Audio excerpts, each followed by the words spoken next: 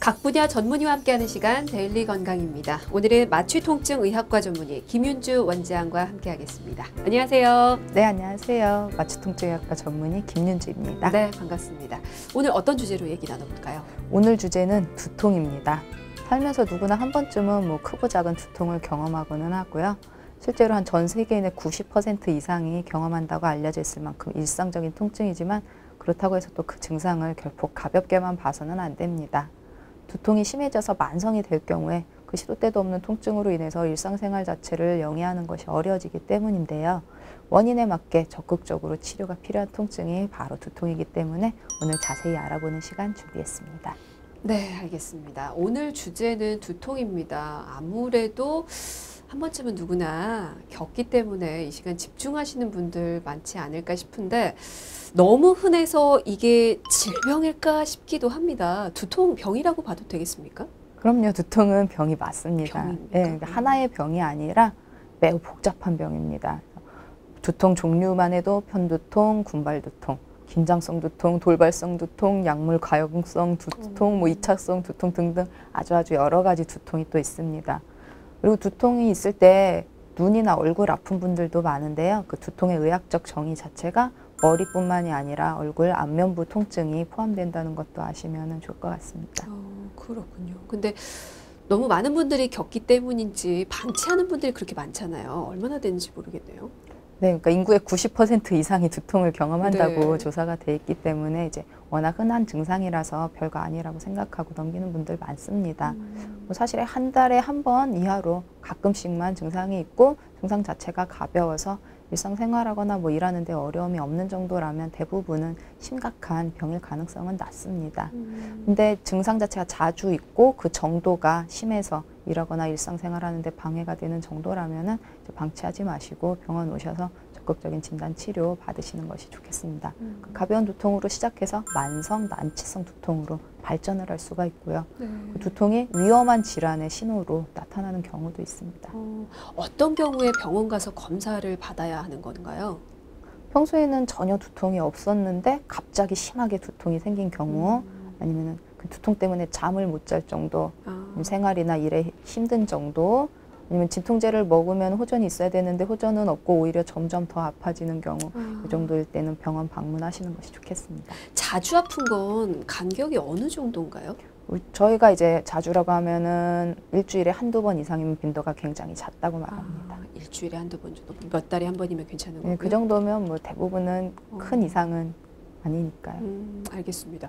두통은 왜 생기는 건지 원인도 참 궁금합니다. 원인도 좀 알려주세요. 두통을 크게 나눠서는 이제 다른 기질적인 원인, 그러니까 다른 병에 의해서 생기는 2차성 두통과 특별한 기질적인 병변이 없이 유발되는 원발성 두통으로 두 가지로 크게는 구분합니다. 그래서 2차성 두통은 머리나 목 쪽에 외상이 있었을 때 아니면 혈관이나 그런 데 질환이 있을 경우, 종양 그런 것 있을 때 아니면 약물이나 감염 같은 다른 원인이 있어서 그에 따른 증상으로 두통이 나타나는 걸 말하고요. 원발성 두통은 그런 특별한 원인이 발견되지 않았을 때 발생하는 두통을 말합니다. 그래서 그 원발성 두통은 원인이나 기전이 아직 이렇게 확실하게 밝혀지지 않은 부분이 좀 많아서 두통 증상 특징에 따라서 분류를 하고 그에 맞춰서 치료를 하게 됩니다. 선생님이 보시기에는 어떻습니까? 일반적으로 원발성 두통이 더 많습니까? 아니면 2차성 두통이 더 많습니까?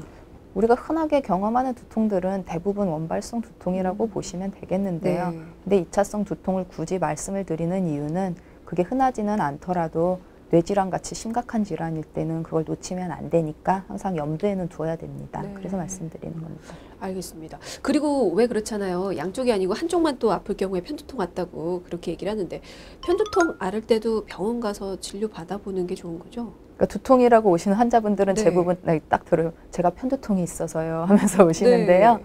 그러면은 그 편두통으로 진단을 받으신 거예요? 하고 물어보면은 또 아니 제가 한쪽 머리만 아프거든요. 그렇게 말씀을 하세요.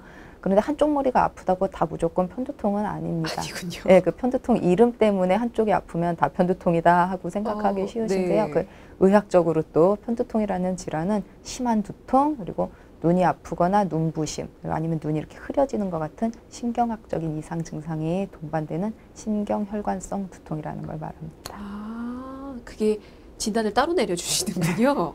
알겠습니다. 그러면 얼마나 많은 분들이 뭐 편두통 혹은 이제 다른 일반적인 두통을 앓고 있는지, 그리고 뭐 성별은 어느 쪽에서 더 많이 나타나는지 이렇게 좀 구체적으로도 좀 알려주셨으면 좋겠어요. 뭐 편두통 환자들에서는 그러니까 한쪽이 아프다고 다가 네. 아니라고 말씀드렸잖아요. 그래서 한쪽 머리가 아픈 편두통 환자는 40% 정도고요. 양쪽이 다 아픈 사람도 40%, 한쪽만 아팠다 양쪽으로 변하는 사람이 20%. 그러니까 양쪽인 사람이 사실 60%가 됩니다. 네네. 그리고 편두통은 여성에서 유병률이 한 15에서 20% 정도로 더 높고요. 남성도 6% 정도 됩니다. 근데 연구는 그렇게 돼 있는데 사실 병원에 오시는 분들은 좀 더 많은 것 같기도 하고요. 그리고 가족력이 한 7, 80% 정도는 엄마도 두통이 있으신가요? 이렇게 물어보면 대부분 7, 80% 이상 있습니다. 그래서 유전 경향이 높은 걸로 돼 있습니다. 가족력도 있군요. 근데 두통하면 이제 보통 머리 아픈 것만 생각을 하는데 양상이 또 어떻게 나타나는지도 좀 구체적으로 말씀해 주시죠. 그러니까 그 편두통의 두통일 때는 그 두통이 욱신욱신 쑤시는 두통, 네. 아니면 이렇게 쿵쿵쿵 울리는 박동성 두통이라고 하고요. 그 외에는 이제 체한 것처럼 소화가 안 되고 메스껍고 울렁울렁하고 심한 분들은 이제 정말로 토하시는 분들도 있고요. 한번 아프기 시작하면은 한 4시간에서 길면은 3일 정도 통증이 지속되고요. 이제 움직일 때 통증이 더 심해집니다. 그리고 빛이나 뭐 빛을 봤을 때 뭐 소리가 시끄러울 때 아니면 냄새 같은 거 맡으면 더 민감해지기도 하시고요. 네. 그래서 이 증상이 심한 분들은 일상생활을 못할 정도로 통증이 심하고, 통증도 그렇고 이제 움직이면 또 심해지기 때문에 일을 못하고 그냥 깜깜한 방에 누워만 계시는 그런 경우도 많습니다. 그리고 그 편두통 환자 절반 이상에서 반 이상은 그 두통 시작하기 며칠 전에 그 징조가 있습니다. 며칠이나 몇 시간 전에 그 소리, 빛, 냄새 같은 거에 민감하게 반응이 나고 목이 마르거나 설사 아니면 뭐 입맛이 막 너무 증가하는 그런 자율신경 이상 증상이 나타나기도 하고요. 한 4분의 1 정도에서는 두통 나타나기 한 30분, 1시간 그 전쯤에 눈이 흐릿흐릿했다가 번쩍하는 증상, 아니면 혀나 입이 좀 이렇게 둔해지는 느낌 있으실 수 있고, 눈, 입술 같은 게 떨리는 증상이 나타나는 분들도 있습니다. 편두통 말고 다른 두통은 또 어떤 증상으로 이렇게 나타나는지도 좀 알려주실까요? 그 편두통 외에 이제 흔한 두통으로는 긴장형 두통이라는 게 있습니다. 네네. 우리 그 일반적으로 스트레스성 두통이라고 하는 거 네네. 대부분 그거고요. 그러니까 대부분 사람들이 이제 일생 동안 한 번 정도는 다 겪는 게 긴장형 두통입니다. 네. 긴장형 두통의 증상은 주로 양쪽에서 누르듯이 쪼이듯이 아프다고 하시고요. 그리고 머리 주변 근막형 압통이라는 증상이 같이 이렇게 흔히 나타나는데요. 그러니까 두피를 누르면 아프다고, 두피 만지면, 머리를 만지면 아프다고 하시는 분들이 많습니다. 그래서 이거는 한 30분 정도 대부분 두통 30분 정도 지속되는데, 또 길게 가는 분은 일주일 정도 가기도 하고요. 네네네. 주로 이제 업무 때문에 압박감을 느끼거나 뭐 불안하거나 피곤할 때, 스트레스에 막 있을 때, 그럴 때 주로 발생을 합니다. 그래서 이거는 주로 이렇게 꽉 누르는 통증이 나타나는데요. 또 환자의 한 4분의 1 정도에서는 이게 또 심할 때는 이것도 욱신거리고 쿵쿵 울리는 박동성 통증이 아까 편두통에서 나타난다고 말씀드렸잖아요. 그래서 그런 증상이 나타나는 분들도 있어서 편두통하고 헷갈릴 수도 있습니다. 그래서 긴장성 두통도 마찬가지로 남성보다 여성에서 더 흔하고요. 또 가족력 한 40% 정도에서는 있는 것으로 나타났습니다. 근데 편두통하고 확실히 좀 그 긴장형 두통하고 나타나는 양상이 좀 차이가 있긴 한 것 같은데, 두 가지를 어떻게 구분할 수는 있을까요? 움직이면은 편두통은 심해지고요. 네. 근데 긴장성 두통은 움직인다고 두통이 더 심해지지는 않습니다. 그리고 이제 술을 마셨다? 그럴 때 편두통은 더 심해지는 경우가 많은데, 긴장성 두통은 스트레스가 줄어드니까 술을 마시면 통증이 줄어드는 효과가 있고요. 그리고 이제 편두통은 토하거나 메스꺼운 증상 동반하시는 경우가 많은데요. 체한다고 많이 하시는데, 긴장성 두통에서는 그런 체한다 뭐 이런 증상은 거의 없고, 입맛은 좀 떨어지시는 경우는 있습니다. 뭐 긴장성일 때는 되게 이제 아침에부터 계속 스트레스가 쌓이면서 저녁이 될수록 더 많이 아프시다고 하고요. 같은 두통인데도 종류에 따라서 이렇게 차이가 나네요. 혹시 다른 문제로 인해서 생길 수 있는 두통은 또 어떤 게 있을까요? 그다음으로 흔한 거는 이제 경추성 두통이 있습니다. 경추성 두통은 이름 그대로 목에서 문제가 생겨서 그것 때문에 두통이 발생하는 질환이고요. 목뼈에 있는 그 척수 신경이나 척추 사이에 있는 관절, 근육, 인대 같은 부위 때문에 생기는 두통을 말합니다. 요즘은 이제 컴퓨터, 스마트폰 때문에 일자목, 거북목 네. 있는 분들 많잖아요. 그래서 그 경추의 자연적인 C자 커브가 변형이 이렇게 생기면서 목 뒤랑 어깨의 근육 자체가 같이 경직이 됩니다. 그러면은 그 근육 사이로 후두 신경이 지나가는데 그 신경이 눌리고 신경성 염증이 생기고 그러면 그 신경이 지나가는 길을 따라서 통증이 발생을 하죠. 그래서 주로 이제 한쪽으로 통증이 있는 경우가 많고요. 이런 분들은 어깨, 목덜미 쪽에 통증이 동반이 되는 경우가 많습니다. 경추성 두통의 양상은 대부분 짓누르는 거, 조이는 거 그런 두통이 있으신데 이것도 또 간혹 욱신거리는 경우가 또 있고요. 메스껍거나 토하는 거, 눈부시는 그런 증상이 또 같이 나타나는 경우가 또 있어서 편두통하고 또 헷갈리기가 쉽습니다. 그리고 두통은 없이 얼굴만 아픈 경우도 있습니다. 아까 얼굴만 아픈, 얼굴에도 통증이 있을 때 두통이라고 네네. 말씀드렸잖아요. 그래서 머리는 안 아프고 얼굴만 아프신 경우도 있고요. 이 두통의 경우에는 이제 원인 자체가 목이기 때문에 머리가 아픈 쪽, 여기 뒷목이나 여기 머리나 목이 만나는 이 부위, 뒤통수 쪽을 누르면 통증이 더 세거나 이렇게 되게 됩니다.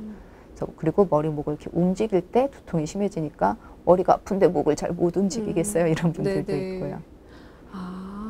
아마도 두통 지금 겪고 계신 분들은 선생님 말씀을 듣고 난 어떤 종류인가 생각을 해보실 수도 있을 것 같은데 왜 드라마 보면 그렇잖아요. 두통 갑자기 발생하면 그게 어떤 중요한 질환의 한 증상으로 나타나기도 하잖아요. 현실에서도 그런 경우가 있습니까? 네, 꼭 기억해야 되는 두통 설명을 해드릴게요. 그래서 4, 50대 이후에 두통이 처음으로 발생한 경우 아니면은 두통이 점점 심해지는 경우 아니면은 이건 정말 내 평생 처음으로 느껴볼 정도로 너무너무 아프다. 아니면 두통이 오면서 졸리거나 의식이 혼미해질 때 아니면은 마비나 보행 장애가 있을 때 그리고 두통이 예전에 있던 두통이랑 양상이 갑자기 변했을 때 그럴 때도 조심하셔야 되고요. 갑자기 두통이 벼락이 치는 것 같이 왔다고 하세요. 그럴 때 조심하시고 아니면은 용변 볼 때나 성관계 할 때 두통이 심한 경우 그런 경우에는 이제 뇌질환 가능성이 높기 때문에 그럴 때는 꼭 정밀 검진을 한번 받아보셔야 됩니다. 빨리 병원을 가셔야겠네요. 알겠습니다. 그럼 이제는 치료법 알아볼 텐데요. 사실 종류도 워낙 다양하고 원인도 너무나 다양해서 어떻게 치료할 수 있을지 좀 궁금하긴 합니다. 두통은 어떻게 치료를 하시나요? 크게는 이제 약물 복용, 주사 치료로 나누게 되고요. 약물에는 아세트아미노펜 아니면 그 비스테로이드성 진통소염제가 기본 약물이 됩니다. 네. 그리고 이제 이런 약물을 기본으로 쓰는 외에도 긴장성 두통일 때는 카페인이 포함된 복합 진통제 같은 걸 사용하기도 하고요. 편두통 같은 경우에는 편두통 전문 약품으로 얼고타민 아니면 트립탄 뭐 이런 제제들이 또 있습니다. 근데 통증이 또 너무 심해서 약 복용만으로는 또 조절이 힘든 경우도 있잖아요. 그럴 경우에는 그러면 주사요법 하시는 건가요? 네, 그럴 경우에 주사 치료를 병행하시면 효과가 많이 좋습니다. 그래서 두통에 관계되는 대후두신경, 소후두신경, 아니면은 뭐 제3후두신경이라는 것도 있고 경추 후관절 이런 부위를 이제 초음파로 찾아내서 그 부위에 정확하게 국소 마취제를 투여하면은 그 압박돼 있는 신경을 이완시키고 신경이 흥분된 거를 정상화를 시켜서 두통을 감소를 시켜주는데요. 네. 국소 마취제를 사용해서 효과가 미흡한 경우에는 요즘 보톡스 그걸 사용하기도 합니다. 그러면 이제 국소 마취제에 비해서 3개월 이상 효과가 길게 좀 갈 수 있습니다. 알겠습니다. 뭐 두통의 치료법은 여러 가지가 있습니다. 약물 복용도 있고요, 주사요법도 있고요, 뭐 보톡스 같은 그런 국소 마취제 치료법도 있는데. 그런데 두통은 워낙 흔해서 뭐 앞서서도 말씀을 드렸지만 참고 그냥 진통제로 넘기시는 분들이 많아요. 근데 그렇게 사실 장기간 버티면 안 되는 거잖아요. 그 이유도 한번 설명을 좀 들어보고 싶습니다. 이제 편두통 같은 경우는 증상이 심한 분들이 많아서 대부분 병원 와서 치료를 받으시는데 네네. 긴장성 두통은 강도가 약한 분들이 많다 보니까 그냥 진통제 먹으면서 지내시는 분들이 많습니다. 네. 근데 진통제를 만성적으로 복용을 하다 보면은 약물 과용 두통이라는 또 다른 두통 질환 자체가 또 생길 수가 있어서 주의를 해야 됩니다. 약물 과용 두통은 어떤 걸 말씀하실까요? 그러니까 처음에 두통이 생겼을 때 진통제를 복용하면 이제 잘 듣잖아요. 네네. 그런데 이 진통제 자체를 너무 자주 오랫동안 먹게 되면은 네. 약은 듣지도 않고 오히려 그 진통제 약물 자체가 두통을 만드는 약물 유발성 두통을 만들게 됩니다. 그래서 이제 긴장성 두통이나 편두통이 이제 만성적으로 있는 경우에는 두통 예방약을 또 복용을 합니다. 그래서 3개월이 넘도록 진통제를 사흘에 한 번 이상 먹어야 될 정도다. 그럴 때는 약물 과용 두통으로 진행하기가 쉽기 때문에 병원 찾아서 꼭 치료를 받으시는 게 좋겠습니다. 약물 과용으로 생기는 두통은 증상이 좀 다릅니까? 약간 차이가 있어요. 그래서 네. 거의 매일 이제 두통이 있고요. 주로 새벽에 많이 아파서 잠 자기도 어려운데 잠 들더라도 자다가 머리가 아파서 깨십니다. 그리고 약은 한 달에 절반 이상은 약을 먹어야 되고요. 약에 내성이 생겨서 처음에는 한두 알 먹으면 듣더니 이제는 안 들어서 뭐 10알씩 먹어요. 아이고. 이렇게 되고요. 약을 먹어도 안 듣는데 약을 그렇다고 해서 끊으면 또 이제 금단 현상이 또 나타나게 됩니다. 두통 강도나 형태 같은 게 예전에 있던 것과 좀 변하게 되고요.